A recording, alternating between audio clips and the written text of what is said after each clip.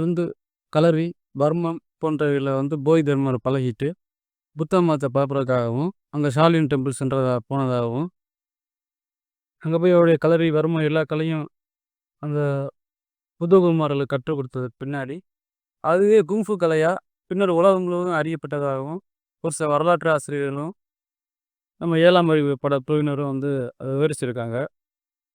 முதல்ல நான் மக்கள்கிட்ட ஒரு சின்ன கேள்விய வைக்க விரும்புறேன்.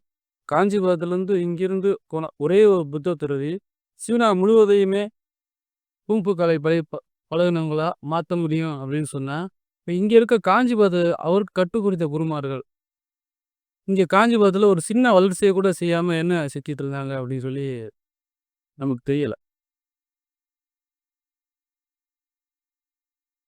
குங்ஃபு கலை பொதுவா கிமு 16ஆம் நூற்றாண்டுகள்ல ஆரம்பிக்கப்பட்டதா குங்ஃபுடைய அந்த சரித்திரம் இருக்கு. போதி தர்மர் கிபி 5ஆம் நூற்றாண்டுல பிறந்திருக்காரு. அப்ப குங்ஃபு கலைக்கும் அவருக்கும் சுமார் இங்க ஒரு 1600 வருடங்கள், இங்கிட்டு ஒரு 500 வருடங்கள், 2100 வருடங்கள் கேப் இருக்கு. 2100 வருடங்கள் கழித்து பிறந்த ஒரு மனிதனால குங்ஃபு கலையே வளர்ந்துச்சு அப்படின்னு சொல்லி அவங்களுடைய வரலாற்று ஆசிரியர்கள் கணிக்கிறது எவ்வளோ தவறுன்றத ஃபர்ஸ்ட் நீங்க தெரிஞ்சுக்கங்க.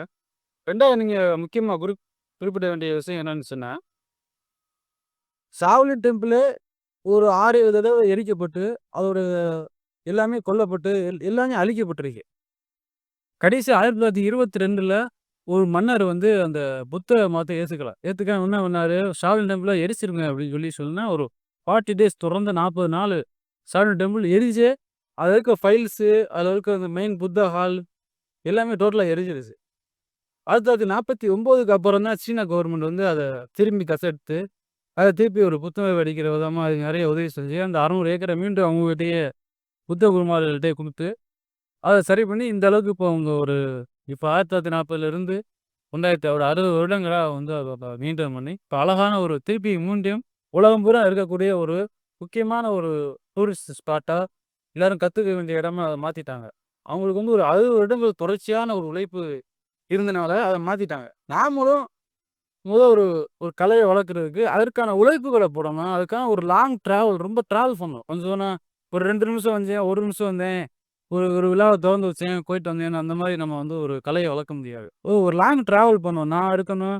எனக்கு அடுத்து ஒரு ஒரு 3 ஜெனரேஷன் கடுமையா உழைச்சோம்னா, குங்ஃபு கலைய ரொம்ப இன்னும் நல்லா குங்ஃபு கலைன்னு இல்ல. எந்த கலையும் நீங்க வளர்க்கறதுக்கு தகுதியுடைய மனிதனா மாறிருவீங்க. நம்மள எல்லாருமே ஷாவ்லின் டெம்பிள்ல தான் குங்ஃபு தோன்றுச்சு அப்படின்னு எல்லாரும் நெனச்சுக்க இருக்கோம். ஆனா உண்மை அது கிடையாது. ஷாவ்லின் டெம்பிள் கி.பி. 5ஆம் நூற்றாண்டுல தான் ஆரம்பிக்கப்பட்டது. கிமு 16ஆம் நூற்றாண்டிலிருந்தே குங்ஃபு இருக்கு. கிமு 16ஆம் நூற்றாண்டுலேருந்து 11ஆம் நூற்றாண்டு வரையும் பிரான்ஸ் ஏஜ் ஆஃப் சைனா அப்படின்னு சொல்லி அங்க சொல்றாங்க. வெண்கலத்தோட மதிப்புகள கொஞ்சம் தெரிஞ்சுக்கிட்டு, அத எப்படி பயன்படுத்துறது, கத்தி, ஆயுதங்கள் கொண்டவைகள செஞ்சுட்டு, அந்த மாரி அவங்க பயிற்சி செஞ்சிருக்காங்க. பொதுவா எல்லா தற்காப்பு கலைகளுமே ஆரம்பிக்கப்பட்டது போர் முறைகளுக்காக தான். குங்ஃபு கலையும் ஒரு 300 வருடங்களா தான் அத குங்ஃபுன்னு சொல்லி சொல்றாங்க. அதுக்கு முன்னாடி அத உஷு அப்படின்னு சொல்லி அழைக்கிறாங்க. உஷுன்னு சொல்றது மார்ஷியல் ஆர்ட், வார் ஆர்ட். அதாவது சண்டை கலை அப்படின்னு சொல்லி அர்த்தம். ஒரு நாட்டிலேருந்து இன்னொரு நாட்டுக்கு தேவையான சண்டைகள் போர் முறைகள் உறுதியா இருக்கும் பொழுது, என்ன செய்றாங்கன்னு சொன்னா, அங்க குங்ஃபு கலைய நல்லா பழகுனவங்கள நெறையா தற்காப்பு கலையில அவங்களுக்கு கற்றுக் குடுத்து, அந்த தற்காப்பு முறையில வச்சு அந்த எதிர் எதிரி வீரர்கள எதிர்த்து சண்ட போடுறதே அவங்களுடைய அந்த பழக்கமா இருந்துச்சு. புத்த மதம் கிபி 6ஆம் நூற்றாண்டுகளில தான் சீனால வளர்ச்சி அடைஞ்சுச்சு. ஏன்னா, கிமு 6ஆம் நூற்றாண்டுல தான் புத்தர் தோன்றுறாரு. கிபி 5ஆம் நூற்றாண்டுக்கு அப்புறம் தான் போய் தர்மா தோன்றுறாரு. சீனாவுக்கு போன ஆண்டு காலங்களே அந்த 5ஆம் நூற்றாண்டுகளோட கடைசி இறுதி பகுதி அப்படின்னு சொல்லி வரலாற்று ஆசிரியர்கள் கணிக்கிறாங்க. கிபி 1ஆம் நூற்றாண்டுகளிலேயே புத்த மதம் அங்க சைனாவுக்கு போயிடுச்சு. அவர் போறதுக்கு முன்னாடி நெறைய 300 டெம்பிள்ஸ் அங்க இருந்துச்சு. போய் தர்மா இந்த தலைமை பீடத்துக்கு அங்க போறாரு. போயி அங்க இருக்க ஒரு சில பயிற்சிகள அளிச்சாரு. அப்படின்னு சொல்லி இன்னும் ஷாலின் டெம்பிளோட வரலாற்று குறிப்பு இருக்கு. முக்கியமா ஷாலின் டெம்பிள்லயும் சரி, வெளியயும் சரி, போதி தர்மாவுக்கு ஒரு தடவ பெரிய சிலைகள் வச்சதுக்கு காரணம், அவர் ஹீனயானம் அப்படின்னு சொல்லி ஒரு ஒரு பிரிவு. புத்த மதம் 2 பிரிவு இருக்கு. ஒண்ணு ஹீனயானம், இன்னொன்னு மசாயானம். அங்க பெண்கள் ஞானியா மாற முடியாது, உள்வழி பெற முடியாது. பெண்கள் விலக்கி வச்சிருந்த ஒரு காலத்துல, போதி தர்மர் தான் போயி பெண்களையும் துறவிகளா சேர்த்துக்கிட்டு, அவங்களும் உள்வழி பெற முடியும். அந்த லைட் லைட்னஸ் வந்து அடைய முடியும். போதி அப்படின்னு சொன்னாலே உள்ஒளி பெறுவது அப்படின்றது தான் இருக்கும். அதாவது அவர் சாதாரண தர்மரை போதி தர்மர் அப்படின்னு சொல்லி அழைச்சாங்க. அந்த மாதிரி ஒரு புது விதமான விஷயங்கள அவர் வந்து இன்ட்ரோடியூஸ் பண்ணியார் சார். அதுக்கு முன்னாடி பார்த்தீங்கன்னா, ஷாவ்லின் டெம்பிள்ல உட்கார்ந்தே, அமர்ந்தே செய்யக்கூடிய ஒரு சில தியான பயிற்சிகள்னால அவங்க வந்து உடல்ல ஏகப்பட்ட உபாதைகள், பல பிரச்சனைகள் ஏற்பட்டதுனால, போதி தர்மர் போயி, இந்த மாரி ஏக்க ஏக்க நிலையில ஏதாவது நீங்க பயிற்சி செய்யணும் அப்படின்னு சொல்லி ஒரு சில எக்ஸர்சைஸ வந்து இன்ட்ரோடியூஸ் பண்ணி வச்சிருந்திருக்கார். ஷாவ்லின் டெம்பிளே அதுக்கப்புறம் பார்த்தீங்கன்னா, ஒரு 3 முறை அபாண்டன்மென்ட் அதாவது எப்படி சொல்றேன்னா, அத விலக்கி வச்சுட்டாங்க. ஷாவ்லின் டெம்பிளே நடக்கக்கூடாது அப்படின்னு சொல்லி இடிச்சு தீக்கிரையாக்கிட்டாங்க. டோட்டலா வந்து சைனாவிலே பார்த்தீங்கன்னா, ஒரு 600 ஏக்கர் தான் அந்த ஷாவ்லின் டெம்பிளே இருக்கு. என்ன ஷாவ்லின் டெம்பிளுக்கும், மத்த வெளிய பழகுன குங்ஃபுக்கும் இல்ல வித்தியாசம் என்னன்னு கேட்டீங்கன்னா, மற்ற வெளி ஆள் வந்து மக்கள கொலை செய்றதுக்காண்டியும், தன்னை பாதுகாத்துக்கிறதுக்காண்டியும், சண்டை போடுறதுக்காண்டியும், தன்னுடைய வீரத்த நிரூபிக்கிறதுக்காண்டியும் குங்ஃபு கலைய பழகுனாங்க. ஆனா, ஒரு புத்திஸ்ட் எப்படி பழகுனான்னா, தன்னுடைய சக்திய வந்து அதிகப்படுத்திக்கிறதுக்காண்டி, அந்த விஷயத்துக்காண்டி அவன் பழகுனான். அதனுடைய உள்வழி, அவனுடைய ஞானம், இதெல்லாம் அவன் வந்து அதிகமா ஆக்கிக்கிறதுக்காக வேண்டி, இந்த குங்ஃபு கலைய பழகுனான். அப்ப அந்த ஒரு கலை வந்து சரியான பரிணாமத்துல வந்து அவன வந்து போய் சேர்ந்துச்சு. மத்தவங்க சண்டை போடுவாங்க, அடிப்பாங்க. அவங்களுக்கு கால் போயிரும், கை போயிரும். ஆனா ஒரு புத்திஸ்ட் வந்து அந்த எந்த விதமான வன்முறையில ஈடுபட மாட்டான். ஒரு மனிதன் இல்ல, ஒரு சின்ன குருவிய கூட அவங்க கொல்லக்கூடாது அப்படிங்கிறது தான் அந்த புத்த மதத்துடைய தத்துவம். அத கரெக்ட்டா ஃபாலோ பண்ணனால அந்த புத்திஸ்ட் நல்லா குங்ஃபு கலைய ரொம்ப நேசிச்சு, அதிகமா பழக ஆரம்பிச்சு, நல்லா முன்னேறி அடுத்தடுத்த லெவலுக்கு போயிட்டாங்க. நாமளும் கூட அந்த நிலைய அடையக்கூடும். அதுக்கு ஒரு 30 வருஷம் நம்ம காத்திருக்கோம். அது சும்மா நம்ம இந்த மாரி குங்ஃபு கலை இங்கேருந்து போச்சு, வர்மா கலை போச்சு, இல்ல வந்து சைனால வந்து ரஷ்யா வந்து எங்களுக்கு ஜிம்னாஸ்டிக்ஸ் நல்லா தான் சொல்லிக் குடுத்தான். அப்படின்னு கூட நம்ம எளிதா சொல்லிர்றோம். ஆனா ஒரு குங்ஃபு கலைய பழகுறது அப்படிங்கிறது வந்து குங்ஃபுன்னு இல்ல. எந்த கலையுமே பழகுறது வந்து வெறும் பேச்சா நீங்க அத சாதிக்க முடியாது. அது ஒரு செயல்பாட்டோட முடிவுல தான் நீங்க சாதிக்க முடியும். நம்மளும் ஒரு 20 வருஷம் தொடர்ச்சியா நானு, என் பிள்ளை, அதுக்கடுத்த ஒரு குழந்தைகள் ஒரு 3 ஜெனரேஷன்ஸ் வந்து அரும்பாடு பட்டோம்னா, ஷாலின் டெம்பிளோட ஒரு பெரிய இடத்த கூட நம்மளால அத மாத்திற முடியும். இந்தியா கூட மாத்திற முடியும்.